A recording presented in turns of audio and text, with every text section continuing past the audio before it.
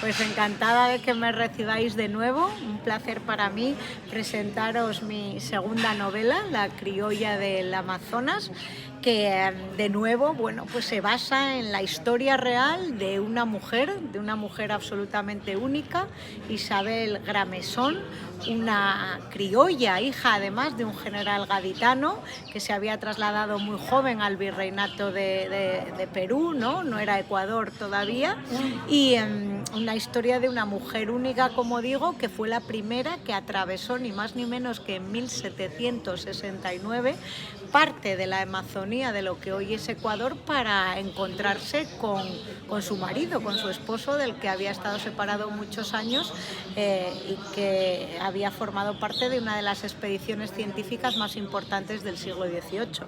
Pues imaginaros, ¿no?, las dificultades que para una mujer supuso adentrarse en un territorio tan desconocido y tan hostil como era la Amazonía, ¿no? Porque es verdad que hasta ese momento, pues, la concepción que se tenía de esta parte de la Tierra era una concepción muy mítica, ¿no? Yo diría incluso mágica, ¿no? De esas historias que se cuentan también en la novela de las famosas amazonas, ¿no?, que se hacían amputar un seno para colocar mejor el carcaj y poder disparar con habilidad las flechas, ¿no? O incluso esas historias que se contaban de los famosos shuar, los jíbaros, mal llamados por los europeos, ¿no? Esos reductores de cabezas que a sus enemigos, ¿no?, les cortaban la cabeza y se la cocían para reducir así su poder, ¿no?, y que no traspasara los umbrales del otro mundo. Entonces, bueno, yo creo que Isabel fue una mujer realmente osada, con unos dotes de inconsciencia también importantísimos, porque yo creo que si ella hubiera sabido a lo que tenía que enfrentarse, es verdad que no sé si hubiera emprendido esa aventura, pero imaginaros, lo que es importante también es tener en cuenta que nosotros no podemos juzgar con los ojos del presente el pasado, ¿no? Hay que huir de ese presentismo y intentar entender el modo en que vivía y el modo en el que era considerada una mujer, aunque estuviera en la cúspide. Bueno, después de los blancos, los criollos eran también la cúspide de la jerarquía social en el virreinato, y las dificultades que para una mujer suponía emprender una aventura de tal calado.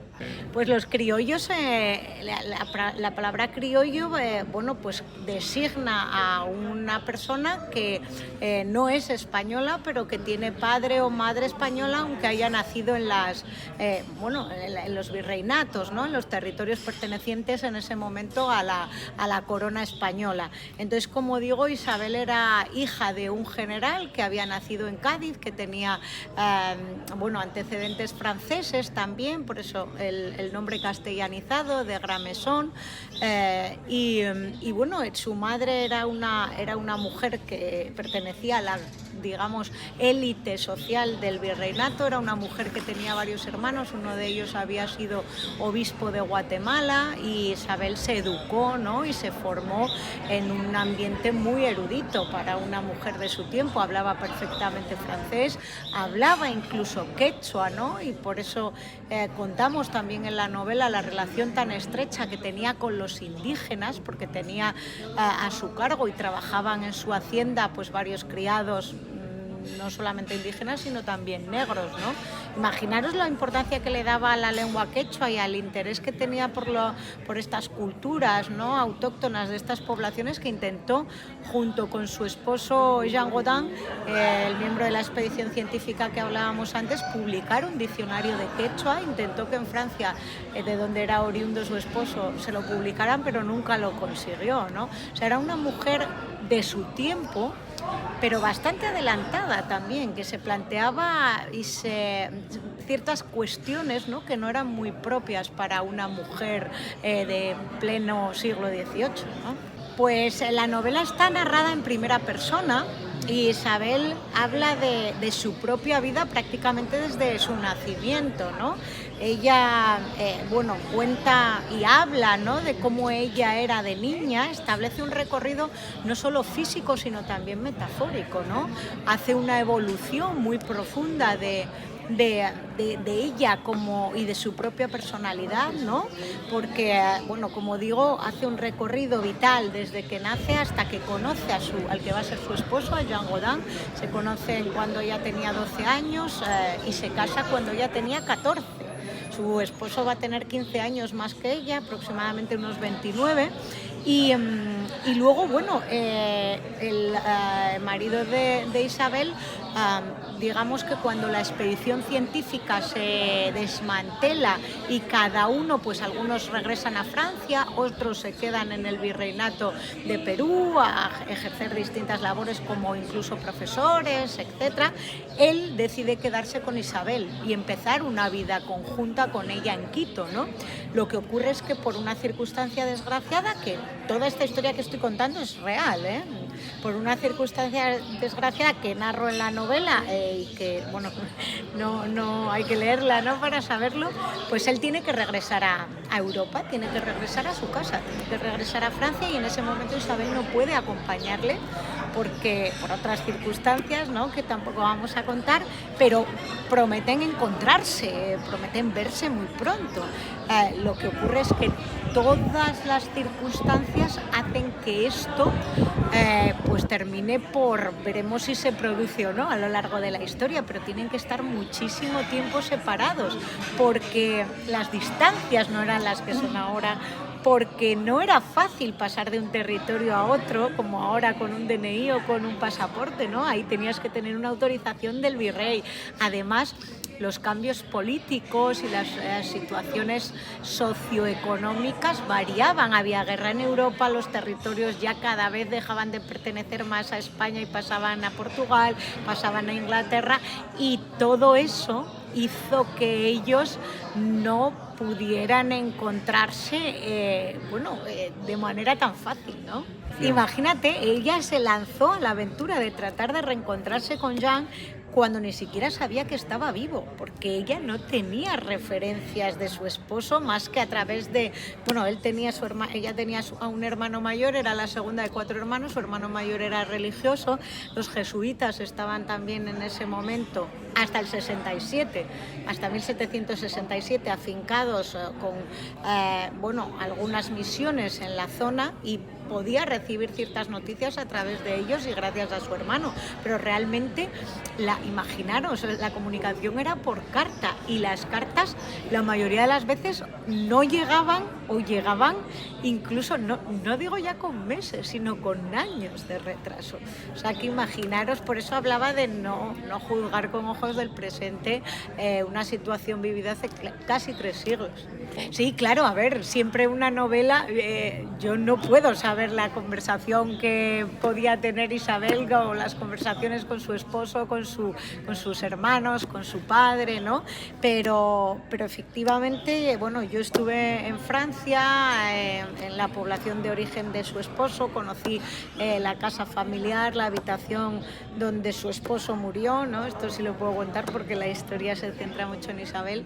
Estuve en Ecuador también, estuve conviviendo con una comunidad de indígenas muy cercano al recorrido que Isabel realizó. Estuvimos en el Chimborazo, en Baños de Agua Santa, me acompañé de un guía nativo de la zona, estuve casi 19 días allí y bueno, pues afortunadamente tuve la posibilidad no de manera tan intrépida y tan absolutamente, pues loca, ¿no?, de Isabel, pero sí pude conocer de primera mano pues las dificultades que entrañaba estar en un ambiente como la selva, ¿no?, con esa humedad extraordinaria, con el poco oxígeno y la deshidratación, como la piel se te resquebraja, y luego también pues los insectos, todas esas dificultades, pero desde luego un viaje que mereció la pena.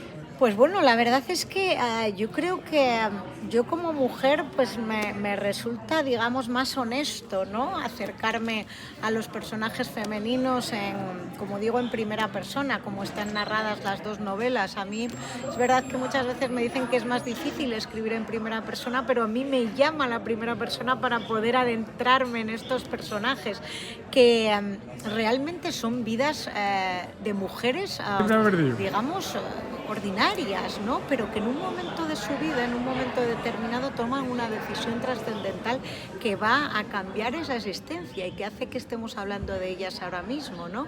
Entonces, a mí me interesa muchísimo rescatar estas historias desconocidas, eclipsadas, ¿no? Prácticamente, digamos, por el peso de la historia, y yo creo que es de justicia, ¿no? Dar voz a estos personajes, a estas grandes mujeres que pasaron prácticamente sin pena ni gloria por la historia, como esta, como la de Isabel Gramesón, ¿no? Que pasa además sin pena ni gloria, precisamente eclipsada por esa grandísima expedición científica que va a la expedición geodésica, que era conocida, ¿no? Que va al meridiano a saber si definitivamente la Tierra está achatada por los polos o por el ecuador, algo que ya se habían planteado los griegos, ¿no? Y dentro de esa historia está otra historia más grande todavía, que es la de esta mujer que atraviesa y va a estar sola durante cierto tiempo, y lo contamos y creo que es interesantísimo, enfrentándose a todos estos peligros, ¿no? La verdad es que, bueno, aquí me tratáis todos fantásticamente bien. Tengo muchísimo cariño a la ciudad, no solo por su historia, sino porque también tengo grandes amigos aquí, en el círculo especialmente, pues me tratáis de manera absolutamente única, y para mí es un gusto, es un sitio absolutamente único aquí en el corazón de la ciudad, y como no podía ser de otra manera, siempre voy a aceptar las invitaciones que me haga el círculo, y espero poder tener la oportunidad de volver con proyectos futuros y hablar de grandísimas mujeres en la historia de España. Pues Alicia Ballina es una curiosa por naturaleza, una persona muy inquieta, muy pasional, con muchas ganas siempre de descubrir cosas, una persona muy positiva, con muchísimo interés por todo, ¿no? Afortunadamente. Entonces eso me permite siempre tener los ojos y los oídos bien abiertos a cualquier historia, en cada esquina, ¿no? Esta ciudad también que está llena de cultura y que nos invita también a descubrir cada rincón, pues siempre tener todos los sentidos a flor de piel, ¿no? Y una persona, pues incansable, trabajadora y que muy apasionada de la historia y de la gente y de la cultura. Pues sí, si todo va bien, vamos a lanzarlo en septiembre. También lo haremos de la mano de Plaza y Janés, y agradecerles siempre la confianza en mi trabajo, ¿no? Y lo que vamos a hacer no es una novela, porque la novela vendrá para el 2025, sobre la que ya estoy trabajando y documentándome, sino que es una recopilación de 50 biografías cortas, muy didácticas, muy ágiles, de 50 grandísimas mujeres de la historia de España, pero mujeres desconocidas.